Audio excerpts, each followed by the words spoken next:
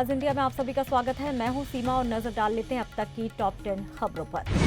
अमेरिकी राष्ट्रपति Donald Trump की ओर से दुनिया भर के देशों पर लगाई गई टैरिफ को 90 दिनों के लिए पॉज करने के बाद फैसले के बाद भारतीय शेयर बाजार में तूफानी तेजी देखने को मिल रही है। शुक्रवार को मार्केट का प्रमुख सूचकांक सेंसेक्स करीब 1000 अंकों की तेजी के साथ ओपन होकर 74,956.53 पर कारोबार कर रहा है।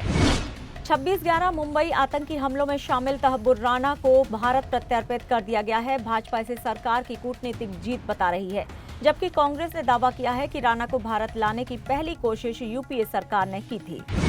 पीयूष सचदेवा दिल्ली के वकील हैं। वो दिल्ली राज्य विधिक सेवा प्राधिकरण से जुड़े हुए हैं। हालांकि राज्य विधिक सेवा प्राधिकरण की तरफ से दी गई जिम्मेदारी के चलते भी वो ये केस लड़ रहे हैं, जहां राणा को भारत का दुश्मन माना जाता रहा है।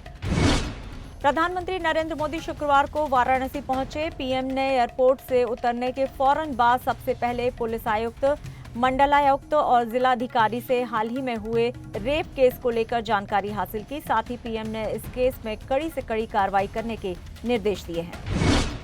आईपीएस अधिकारी सदानंद दाते मुंबई हमलों में अजमल कसाब के लिए काल बनकर सामने आए थे। उन्होंने खुद अजमल कसाब और अबू इस्माइल पर कई राउंड फायर किया था।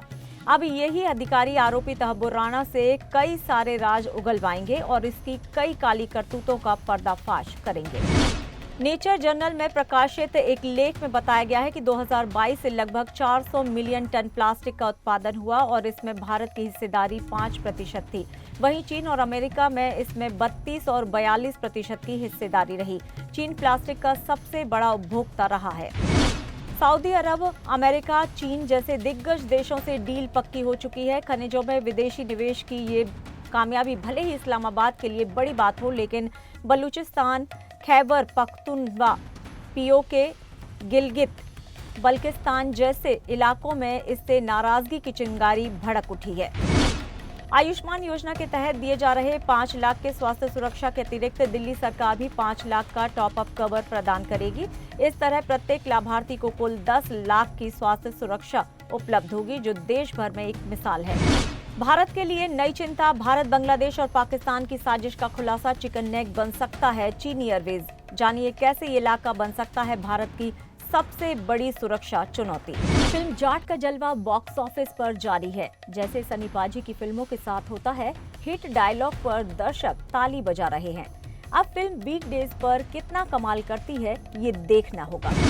और फिलहाल टॉप 10 खबरों में इतना ही। नमस्कार।